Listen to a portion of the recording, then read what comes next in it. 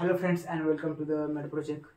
तो आज हम जनरल पैथोलॉजी का नेक्स्ट इंपॉर्टेंट पॉइंट देखने वाले हैं, जो कि आपके एग्जाम के लिए बहुत ही इंपॉर्टेंट है। और वो पॉइंट है हमारा नियोप्लाज्म। तो आज हम नियोप्लाज्म में क्या क्या देखेंगे। तो सबसे पहले हम नियोप्लाज्म की डेफिनेशन देखेंगे, देन नियोप्लाज्म उसके फीचर्स देखेंगे और उसके कैरेक्टरिस्टिक्स देखेंगे, जो कि आपको बहुत ही इंपॉर्टेंट है। तो सबसे पहले देखते हैं नियोप्लाज्म का मीनिंग। तो नियोप्लाज्म का अगर हम वर्ड का टू पार्ट्स करें तो नियो और प्लाज्म, इन दोनों वर्ड से बना रहता है नियोप्लाज्म वर्ड्स। तो नियो यानी क्या, नियो यानी कि न्यू, और प्लाज्म यानी कि क्या, ग्रोथ। यानी कि जो भी बॉडी में न्यू ग्रोथ हो रही है, न्यू सेल्स की या फिर न्यू टिश्यू की ग्रोथ हो रही है, उसे हम क्या कहते हैं, नियोप्लाज्म। अभी नियोप्लाज्म की डेफिनेशन देखें तो नियोप्लाज्म की डेफिनेशन क्या है, the abnormal mass of tissue, यानी कि एक टिश्यू का ऐसा मास जो कि एबनॉर्मल है, यानी कि the abnormal mass of tissue the growth of which exceeds and it is uncoordinated with that of the normal tissue. यानी कि जो नॉर्मल टिश्यू है, उस नॉर्मल टिश्यू से उसकी ग्रोथ कैसे ज़्यादा है और अनकोऑर्डिनेटेड है, and persist in the same excessive manner even after the cassation of the stimuli which has evoked the change. यानी कि हमें उसको बढ़ाने के लिए जो भी उसको जो भी स्टिमुलेशन दिया है, अगर हमारा जो गोल था उस गोल को अचीव करने के बाद भी अगर उसका ग्रोथ बढ़ ही रहा है, तो ऐसी सेल को हम क्या कहते हैं, नियोप्लाज्म कहते हैं। और भी इजी वर्ड्स में समझते हैं। सपोज ये हमारा एक नॉर्मल सेल है, अभी इस नॉर्मल सेल या फिर कोई भी ऑर्गन है, अभी इस ऑर्गन को कुछ इंजुरी और ट्रॉमा हुआ है, जिसकी वजह से क्या हुआ है, इधर एक इंजुरी और इधर एक इंजुरी हुई है। अभी हमने क्या किया है, उसको कुछ ऊपर से ट्रीटमेंट स्टार्ट किए। क्यों? क्योंकि हमें ये इंजुरी है, इस इंजुरी को हील करने के लिए हमें कुछ ट्रीटमेंट स्टार्ट किए। तो क्या होगा, हमारी ट्रीटमेंट दी हमने, ट्रीटमेंट के बाद ये जो है पूरा हील हो गया। अभी हील होने के बाद भी इसका ग्रोथ बढ़ ही रहा है, तो इस कंडीशन को हम क्या कहते हैं, नियोप्लाज्म कहते हैं। यानी कि क्या, persist in the same excessive manner, मतलब जैसा वो बढ़ रहा है वैसा ही बढ़ेगा। क्या, even after the cassation of stimuli. Cassation of stimuli यानी कि क्या, जो भी हमने उसको बढ़ने के लिए जो स्टिमुलाई दिए थे, वो स्टिमुलाई अभी हमने स्टॉप कर दिए।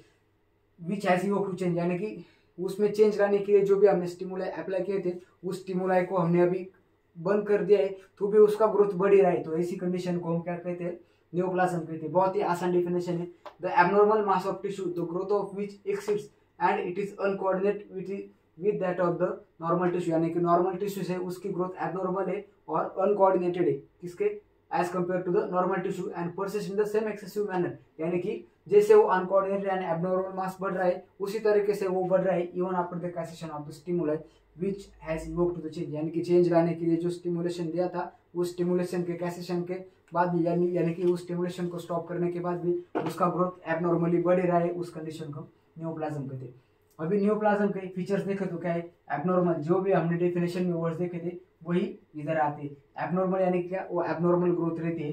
देन एक्सेसिव यानी कि जो नॉर्मल रेट है हमारे, जो नॉर्मल ग्रोथ, या फिर एक्सेसिव यानी कि जो नॉर्मल टिश्यू का जो मल्टीप्लिकेशन का जो रेट है, उसके अगर साथ हम कंपेयर करें तो नियोप्लाज्म का क्या, एक्सेसिव ग्रोथ रहती है, यानी कि ज़्यादा फास्टली वो ग्रो होता है। देन अनकोऑर्डिनेटेड, जो नॉर्मल टिश्यू रहता है, जो नॉर्मल टिश्यू के कंपेरेटिवली उसका ज़्यादा ग्रोथ रहता है, यानी कि अनकोऑर्डिनेटेड, यानी कि एक कोऑर्डिनेशन में नहीं रहता। एंड ऑटोनॉमस, ऑटोनॉमस यानी कि क्या, वो खुद से ही बढ़ता है। अगर हमने जो स्टिमुलेट इधर हमने देखा था कैसेशन ऑफ स्टिमुलेट, यानी कि हमने उसको स्टिमुलेट ग्रोथ को इंक्रीज करने के लिए जो भी स्टिमुलेशन दिया था, अगर हम उस स्टिमुलेशन को सप्रेस भी कर दे तो भी उसका खुद की ही ग्रोथ होती रहती है, उसे हम ऑटोनॉमस कहते हैं। एंड पर्पजलेस, यानी कि ऐसी ग्रोथ का कुछ फंक्शन नहीं होता। अभी हम नियोप्लाज्म के अगर टाइप्स देखें तो नियोप्लाज्म में एक बेनाइन आता है एंड एक मैलिग्नेंट आता है। अभी बेनाइन यानी क्या, जो नॉन कैंसरस है उसे हम बेनाइन ट्यूमर्स कहते हैं, और मैलिग्नेंट ट्यूमर यानी क्या, जो कैंसरस ट्यूमर्स है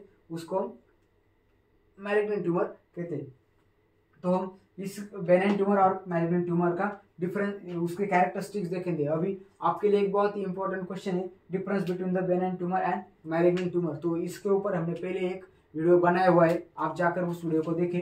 then characteristics of the benign and malignant tumour, इसमें हम क्या देखेंगे कि बेनाइन एंड मैलिग्नेंट ट्यूमर के क्या क्या कैरेक्टरिस्टिक्स है। तो सबसे पहले देखते हैं डिफरेंशिएशन, देन देखेंगे rate of growth, then local invasion and metastasis. तो सबसे पहले देखते हैं डिफरेंशिएशन। अभी डिफरेंशिएशन यानी कि क्या, डिफरेंशिएशन ऐसी डिग्री होती है या फिर ऐसा परसेंटेज होता है ग्रोथ का, यानी कि जो नॉर्मल सेल है और जो एक्सेसिव ग्रोथ वाले जो सेल, जो नियोप्लाज्म या फिर जो भी बेनाइन ट्यूमर या फिर मैलिग्नेंट ट्यूमर है, जो नॉर्मल सेल से उसकी ग्रोथ कितनी सिमिलर है उसको हम जिस डिग्री में कैलकुलेट करते हैं उसे हम डिफरेंशिएशन कहते हैं। अभी उसमें कौन सा है, well differentiation, then moderately differentiation, then poorly differentiated and undifferentiated, यानी कि the degree of exceed which is similar to the normal cell. तो उसमें हम पहले क्या देखते हैं, वेल डिफरेंशिएटेड। वेल डिफरेंशिएटेड यानी कि क्या, जो भी नॉर्मल सेल से या फिर जो भी नॉर्मल टिश्यू है, जो भी एक्सेसिव आपकी ग्रोथ हो रही है वो आपके नॉर्मल टिश्यू के सिमिलर है, उसे हम क्या कहते हैं, well differentiated. Then moderately differentiated यानी कि क्या, 70% सेम आसना।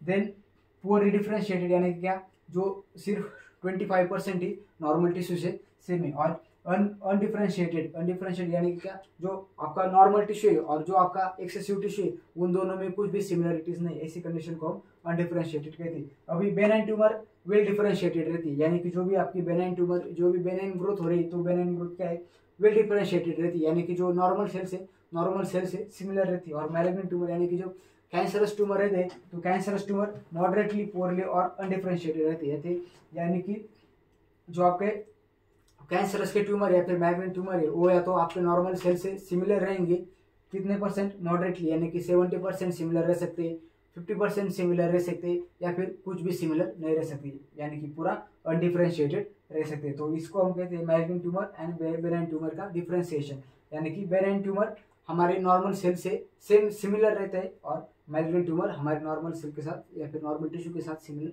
नहीं रहता। Then rate of the growth, second characteristic क्या देखेंगे, अभी रेट ऑफ ग्रोथ यानी कि क्या, उसकी बढ़ने का रेट कितना, यानी कि जो भी आपका एक्सेसिव ट्यूमर बढ़ रहा है या फिर मैलिग्नेंट हो गया, बेनाइन ट्यूमर हो, वो जो बढ़ रहा है तो उसका ग्रोथ, उस पर कौन से फैक्टर्स अफेक्ट होते हैं, ब्लड सप्लाई और हार्मोनल स्टेटस। अभी मैलिग्नेंट ट्यूमर है तो मैलिग्नेंट ट्यूमर क्या करता है, अपने खुद का ही ब्लड सप्लाई बना लेता है, यानी कि स्पेशल आर्टरीज बना लेता है, यानी कि ये आपका एक ऑर्गन है और इधर आपका कैंसरस का ट्यूमर बढ़ रहा है, तो ये कैंसरस का ट्यूमर क्या करता है, इधर की जो नॉर्मल ब्लड सेल्स है, तो ये नॉर्मल ब्लड सेल्स से खुद के लिए ब्रांचेस बना लेता है और खुद का ब्लड सप्लाई करता है, यानी कि खुद के ब्लड सप्लाई के लिए वो आर्टिफिशियल नहीं बोल सकते उसको, नेचुरली से वो नई आर्टरीज बना लेता है खुद के ब्लड सप्लाई के लिए। और हार्मोनल स्टेटस भी आपके जो ट्यूमर्स की ग्रोथ है उन पर एक्ट करता है। देन बेनाइन ट्यूमर एंड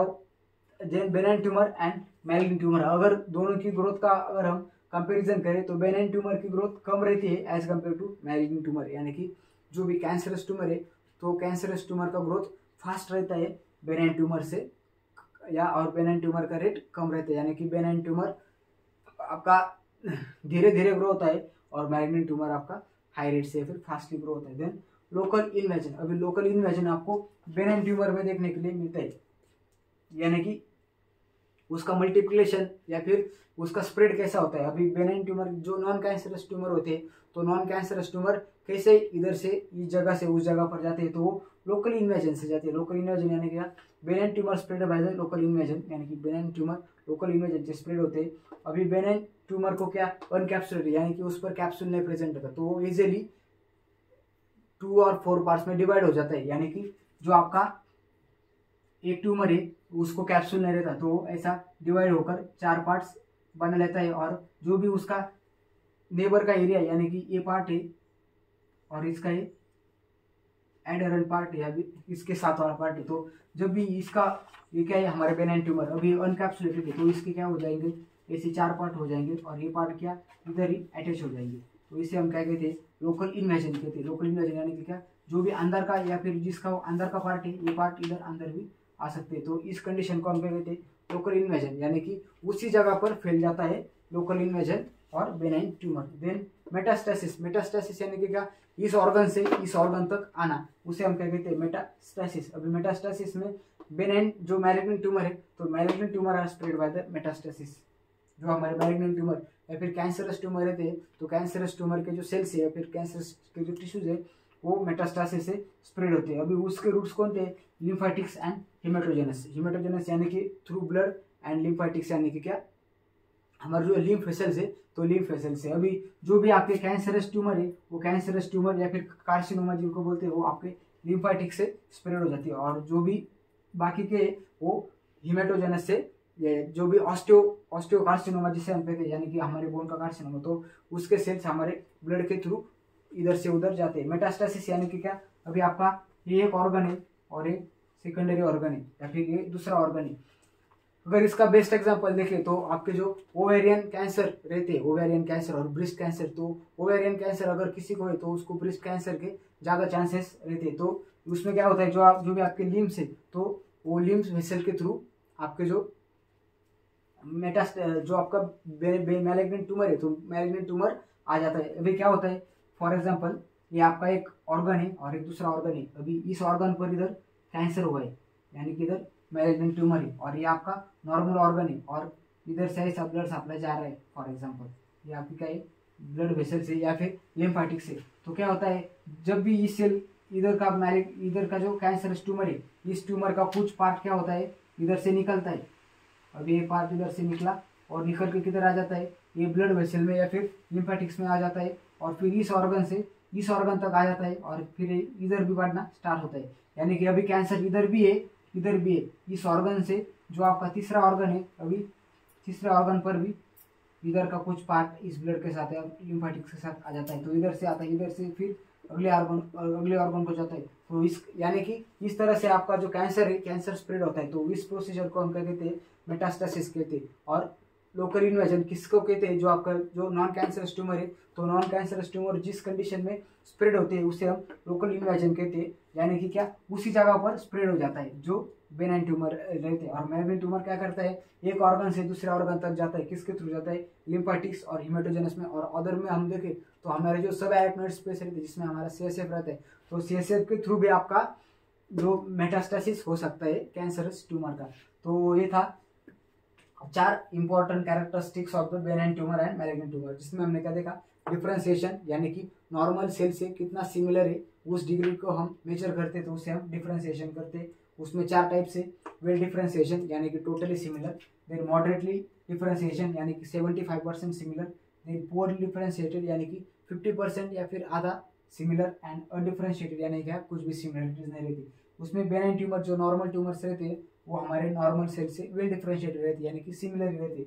और जो कैंसरस ट्यूमर रहते हैं वो क्या रहते हैं, हमारे नॉर्मल सेल से सिमिलर नहीं रहते। देन रेट ऑफ ग्रोथ, हमारे जो बेनाइन ट्यूमर की ग्रोथ का रेट कम रहता है और मैलिग्नेंट ट्यूमर की ग्रोथ का रेट ज़्यादा रहता है। देन लोकल इन्वेजन किसको स्प्रेड होने में हेल्प करता है, जो बेनाइन ट्यूमर रहते हैं उसको। और मेटास्टेसिस एक बहुत ही लंबी प्रोसीजर है और बहुत ही डीप है। तो मेटास्टेसिस क्या, जो हमारे मैलिग्नेंट ट्यूमर है, तो मैलिग्नेंट ट्यूमर को स्प्रेड करने में मेटास्टेसिस हेल्प करता है।